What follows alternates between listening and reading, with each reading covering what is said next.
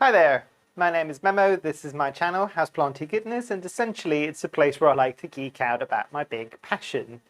So today's video is going to be a bit different, and I'll apologise in advance because I'm in the conservatory as always, and it is raining quite heavily, so I'll try to get any noise that I can out in post-editing, but I can't guarantee that you might not hear some pitter-patter of rain. But now that that's out of the way, today's video is going to be a bit different. So on Instagram and on here actually in the communities area of my channel, I asked you all to send in some questions, and I thought I'd do my first ever Q&A on this channel. But yeah, the amount of questions that I got were great. There was a good mix of questions. Some of them are quite similar to each other, so I might dedicate a bit longer to answer those ones. And any that I don't answer, it's probably, and I'll try to kind of highlight them, it's probably because I'm going to dedicate an entire video to that subject. So booey to you if you're the one that asked those questions. But yeah, I think probably the best way to get started is to just get going. Right, let me bring up the questions and I'll start answering. I'll show things around as we go on with the questions. I think there's a couple of questions that were more personal to myself as Memo rather than the plants, so I'll put them towards the end of the video for the people that are here just for the plants, and that's absolutely fine too. Right, let's dive into the questions. So one of the questions here is saying, when it comes to pond, how do I fertilize? How often? What fertilizer do I use and how?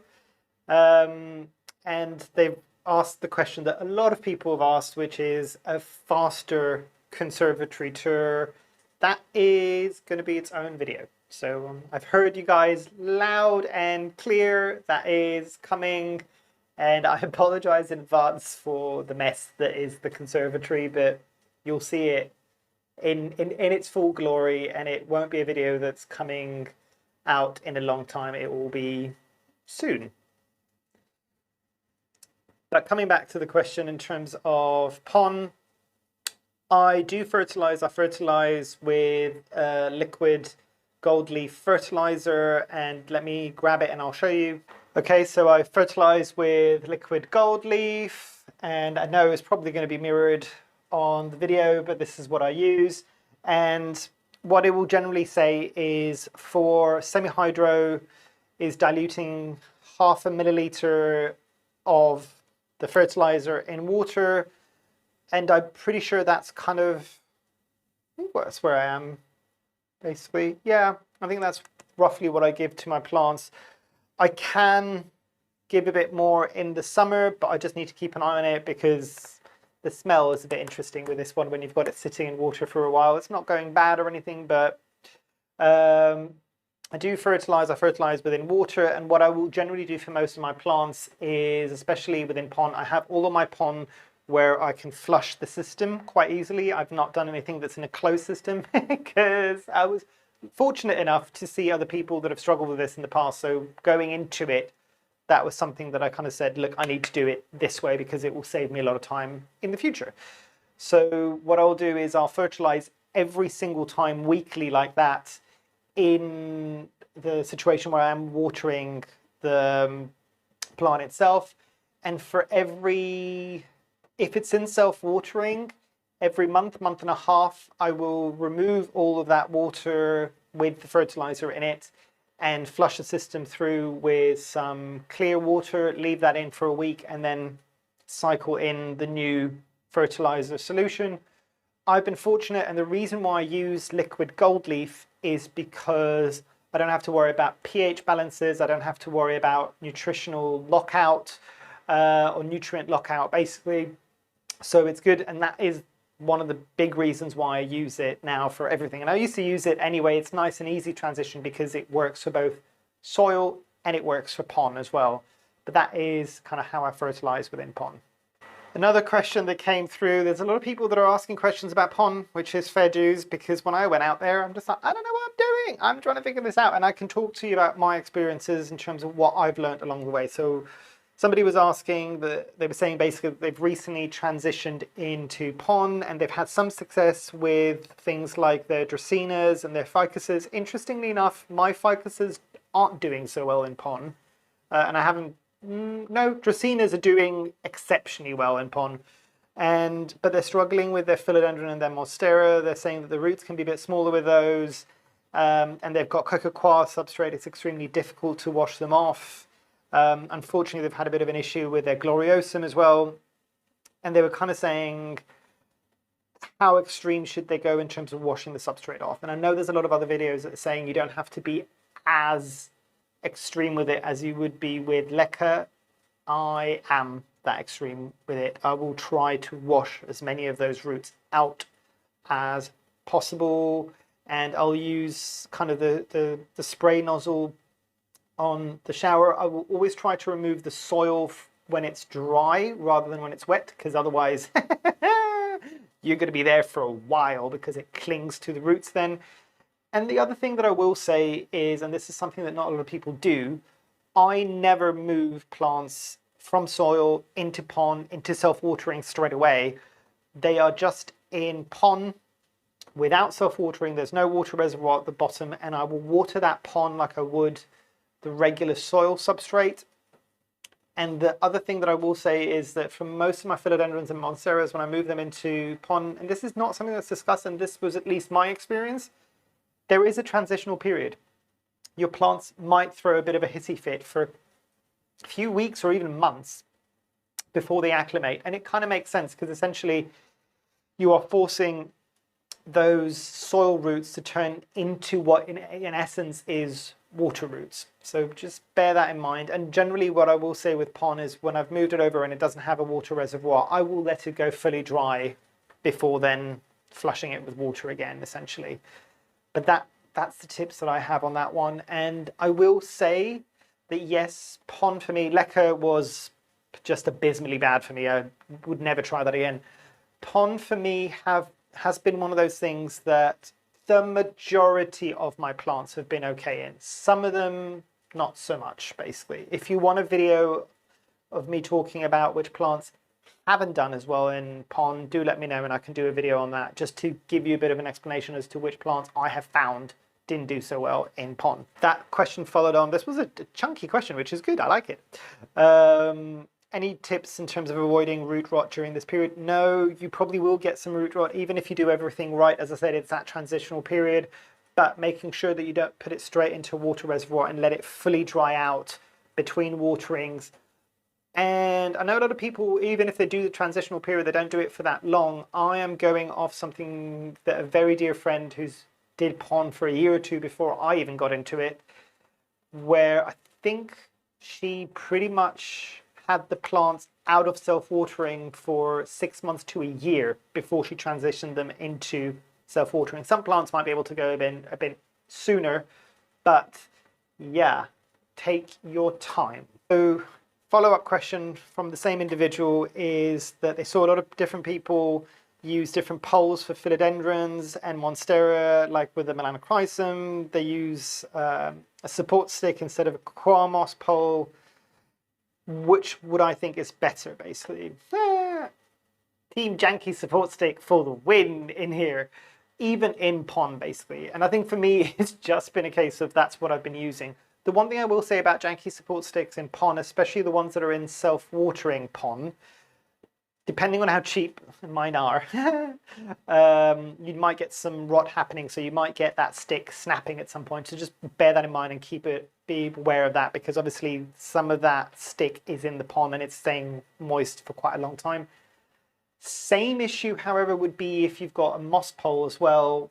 Depending on what the material is that's in the actual pon as well, it's going to degrade essentially at some point or another. So unfortunately, there's no kind of right answer here. It's more of whatever you're more comfortable with, but just keep in mind that there's going to be some water damage to whatever is in the actual pon itself. So just bear that in mind. But other than that, use whatever you're more comfortable with, basically, or whatever you've got more budget for. Because if I had a moss pole for every single plant in here, I would be broke. Okay, going into a bit of a fun question. What was my first house plant? Was my first house plant a rare house plant? Do I still have it today? And can you see it? Now, it depends on how we look at this question. Some of my first house plants at different stages of my life. So I've had houseplants since very, very young. I've always had pothoses or Epipremnum aureum or golden pothos for as long as I can remember. My mother gave me a cutting when I was 3 or 4. That specific golden pothos is still going, and I am 37 now, I think, 38. Love it when I forget how old I am, but 37 or 38. But that pothos is still going, which tells you how tenacious a pothos can be. Since then, before I started really heavily getting into my collection, I was caring for quite a few orchids. They are still going strong. I've got them upstairs. It's a bit of a pain to bring them down at the moment because they're in their window and there's a lot of them. I'll see if I can put a picture up here. And since starting to get back into collecting, kind of before I got to this level, I'm trying to remember which plants I got quite early on. Yes, I do have one that was here. And to answer the other question, no, I didn't go for a rare houseplant straight away. And I would never recommend that somebody start with a rare houseplant straight away because A, it's expensive. B, if you don't know yet what you're doing, that's a lot of money for a plant that could potentially die. And it's not your fault. It's just because you've not done it for a very long time. But yeah. Let me show you the plant that I am talking about, and it might surprise you as to what type of plant it is. So the plant that I have had the longest in my collections, and probably one of the first ones I got, is a Calathea. And it is the Mosaica or the Calathea network. And let me bring it in so you can see the foliage a bit more. And yes, it's got crispy tips. But when I got this, it was about this big. It was tiny. It was a plug plant. It only had 4 leaves. It's doing really well. But this is one that I don't usually talk about. This tells you something. This plant is almost 4 or 5 years old now, and it's doing well for a Calathea. And I mean, yeah, it's going to have some crispy tips, and it's not going to be the most beautiful thing in the world, but it does well. Another fun question. If I could design my own plant, what it would be like, the leaf shape, the growth pattern, the growth rate, the requirements, variegation, and texture. Very cool question. I really like that. Never even thought about that. So if I could grow my ideal plant, leaf shape would probably be something heart-shaped, but longer. Think kind of melanochrysum. So actually very similar to this, so kind of a shield shape, but long, essentially. In terms of growth pattern, I would prefer something that be climber, so columnar. Ideally one that didn't need support. And also one that didn't need support in order to grow larger leaves. The other thing I would say in terms of growth rate, the people that have been around for a while know that I've got zero patience. Fast growing would be great.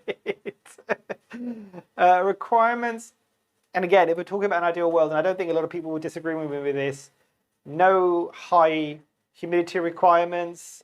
The leaves don't get stuck in caterpillars. That would be great as well. Variegation, yeah, I'm a fan of variegation. I'd like white variegation if possible, and I want it to be kind of lily white, like bright white variegation.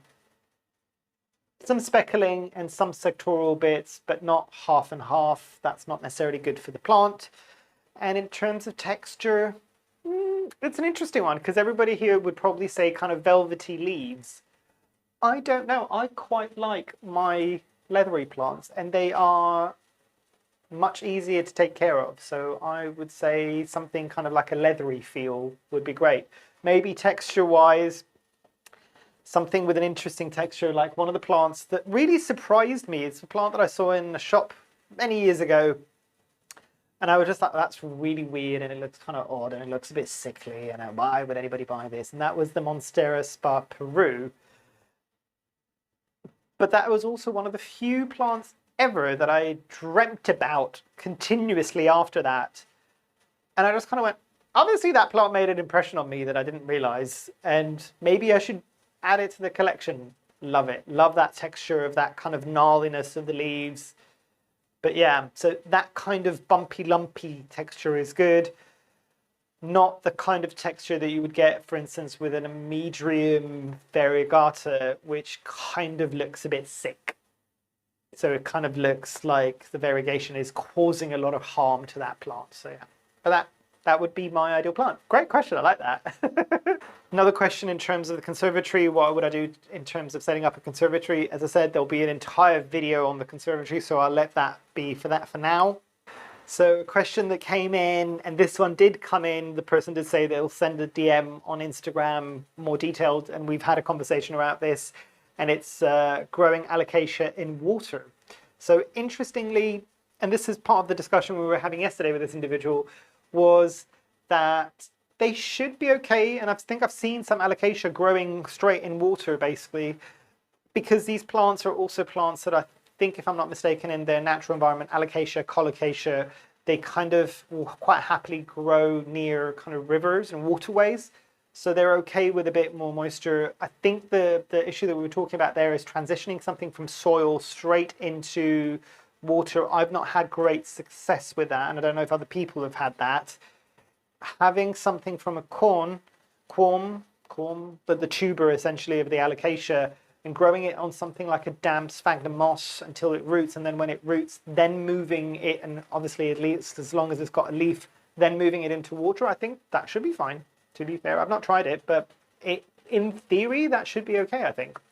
Interesting question coming up as well. So what's my favorite propagation method? It changes, but I'm still, and I cannot believe if I heard myself say this 2 years ago, where I couldn't understand the hype about sphagnum moss, and I couldn't understand how people were doing it, mainly because I couldn't get my head around how to do it properly. I would say sphagnum moss now actually is one of my favorite methods, and also directly in pon. Those two would be the big ones. Do I sell plants online? No, I don't sell plants online. A lot of people have asked. What I generally have done is I have got plants throughout my years of collecting given to me by friends, and they have a very strong, significant meaning to me. And I think that's kind of something exceptionally nice that somebody could do. And I have kind of continued on with that and given free cuttings to friends who maybe couldn't afford to get it, and I had some spares going, and they're lovely individuals, and I know that they would care for it really well, and it would mean a lot to them. I've done that, but no, I haven't really ever sold online. This question then goes on to say, can you tell us a few things about how to start a planty business? And I think this is in relation to the talk that I did at Cambridge College a couple of weeks ago now. And yeah, the other part of my life is that I work in digital marketing, and I've actually been very fortunate to work with a lot of planty businesses. And by nature of doing what we all do, we're kind of aware of kind of what's happening. In terms of starting a planty business, that might be a video that I do separately, and I can go into a bit more detail because I can start going on about it now, but I think that this video's I think this video might be about an hour long, but I'll do that on a separate video, and obviously feel free to come and watch that basically.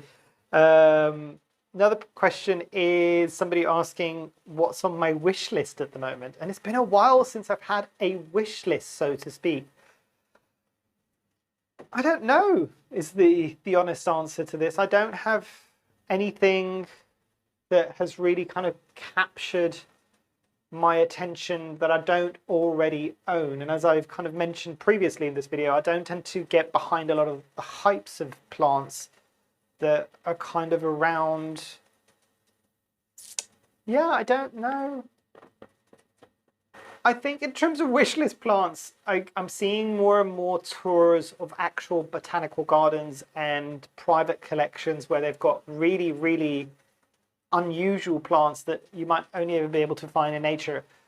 I'm not saying by any means that I would encourage, that might encourage poaching and all of these things. So I know those are plants that I'm never going to specifically have in my collection, but some of them are exceptionally cool. I'm not going to sit here and bore you with a whole bunch of botanical names of things that you might not be able to find very easily, but I think in terms of plants that more people might be aware of, there is one. There is one that has been on my wish list for going on 4 years now, and it's become a bit more available at the moment in the market, but I'm still not quite there with the price with it, and it's the Philodendron Dean McDowell. I've got the Pastazanum, and that's okay. But the Dean McDowell would be really cool. I would like the big one with the big pillowy leaves. I think those are a lot harder to come by. Also, the reality in my conservatory of trying to put something that large in here, I would need to get rid of at least 5 or 10 plants. Maybe not right now, but pie in the sky thinking, yeah, Philodendron Dean McDowell would be one that I would love to get. One of the biggest aha moments in the hobby, apparently, is one of the questions, and it's good questions. I would say probably when I discovered liquid gold leaf, so the fertilizer that I'm using, that was a game changer. When I started experimenting with PON and saw how well it was doing, I will say, however, that one of the reasons why I like PON is because the growth rate for some of my fastest plants has slowed down. And I like that because I've not got enough space, so I would like them to grow a bit slower. It might not be for everybody, and this might just be my experience with them. Some other people might have a different experience. It might grow super fast for them, but what I've found, at least with that. So discovering PON was another one. And I'm trying to think of kind of any other major kind of moments. Planks. Growing things on planks instead of janky support sticks or moss poles. Game changer in terms of getting the leaf to get larger, more mature, faster, all of these things. And the plant's generally a lot happier. That's a very apt question because I am just about to go on holiday. What do I do when I go on holiday? Stress. No, but seriously, I have got people that will come in and care for my plants, and they do a relatively good job at caring for the plants. They were a bit stressed like a few years ago. Obviously, we've been in the middle of a pandemic, so there's not been so many traveling, so that's not been a problem for a very long time. They were a bit worried because there was a few plants that died last time that I went away on holiday, but my collection at that point was nearly 200 plants. I'm just like, if I lost 2 or 3 plants in the grand scheme of things, I'll take it. That's a win. They still managed to keep the rest. I'm just like, we feel really bad. I'm just like, don't, because you kept everything else alive and relatively thriving as well. And to be fair, because I'm kind of a bit of a helicopter plant parent, I almost find that when I go away and they're kind of left to their own devices, I come back and they're much better off than they would have been if I was there. So yeah, I am aware that I should be doing a bit more benign neglect a bit more often. It's not in my nature. But yeah, the other thing, and this is kind of, I'll wrap up with a bit more of the personal questions now. One of the questions that came up is one of my followers is very intrigued by my earrings, so they wanted to see a few more of them. I can show you this one up close. So that one is based on a crystal, essentially. And then I have got the pink version of that, and hopefully that will pick up if I kind of hide my face. There, I do like crystals quite a bit. Then I have got this one, and if I can turn it around, and that is an amethyst crystal cluster, basically. This one is gold with abalone, if I'm not mistaken. So the other one is a bit more like a little bird skull, and I'm trying to do it so that I don't drop it. There you go. And then this one that's a bit more of a filigree thing. Now, questions that I've had about this, are they heavy? Some of them, yes. Is it painful? Absolutely not. I do have ear tunnels, so I've stretched my ears, and I do like the idea of something dangling. So that's why I've got that on there. And I've never been, and people that have known me for a while, I've never been a person who wants to necessarily blend in. I don't always necessarily want to stand out entirely, but I don't mind being different. I remember years ago when I was in school, I was talking to a friend, and I'm just like, I'm just like, everybody thinks that I'm a freak. And she was just like, you're not a freak, you're unique. And I'm just like, that's a different word for freak. But I'm all right with that. I own it. I don't mind. I'm different. I kind of march to the beat of my own drum. It's fine. I don't mind being a bit different than the rest. That's fine. But yeah, a few other questions that have come up that are a bit more kind of personal questions about myself is kind of where I'm from. I'm originally from Greece. Interestingly enough, I was born in Cyprus, lived for quite a few years there, but family's kind of pretty much moved to Greece, and we live in Athens by the sea, which is really nice, which is where I'm going back to in about a week's time. Oh, I can't wait. And the good thing is, from my balcony there at about 400 or 500 meters, I can see the sea, which is great. What else? Talked about age a moment ago. I've been doing this for a while. People were kind of asking, how did I get started into this as well? Obviously, I've mentioned this on previous videos, but one of the chores that I had as a child was watering my mother's houseplants, which in Greece and Cyprus were balcony plants. And I think my mother has always had a good collection of houseplants, I think about 100 of them at least. So it was always there. But I was also the weird kid from a very young age everybody else would be playing and I'd be very alone and going and looking at plants and seeing how they grew. And my kind of big passion growing up in terms of subjects in school was biology. So it kind of tied in quite nicely with the kind of the geekier side of botany, essentially. But yeah, and in terms of kind of why I got into this, it's one of those things that as I said, I used to do for a long time. It isn't anything that I was kind of really acutely aware that it was something that I enjoyed. It's just something that I always did. And I didn't realize that I was enjoying it. Obviously I was, but but I went through quite a few years back now. I had a lot of issues with stress levels and panic attacks, and I would never wish panic attacks on even my worst enemy, basically.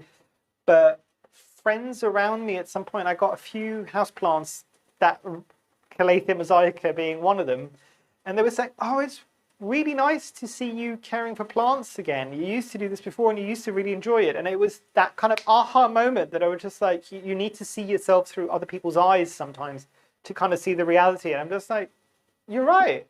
This is something that I really enjoy. And essentially everything spiraled out of control after that. Welcome to the jungle. But yeah, I think I have definitely gone on for way too long in this video. I will say, hopefully the majority of you have stuck around the whole way through. If not, I do understand it's a slightly longer video. But yeah, if you've got any questions, comments, do drop them down below. I'll leave the community question open on my channel for more questions, because keep those questions coming on that, and I can make this a bit more of a regular thing and maybe make them a bit shorter. Like every so often I'll do a questions and answers video where I can kind of go through some of the most pressing questions that you guys all have. But yeah, hopefully you've enjoyed. Hopefully I shall see you here soon, and I truly, truly hope that you have a great rest of your day. Thanks. Bye. Just as a warning, this might be a relatively long video, so hopefully you can deal through going through all the questions, but feel free to skip to bits that you might be interested in.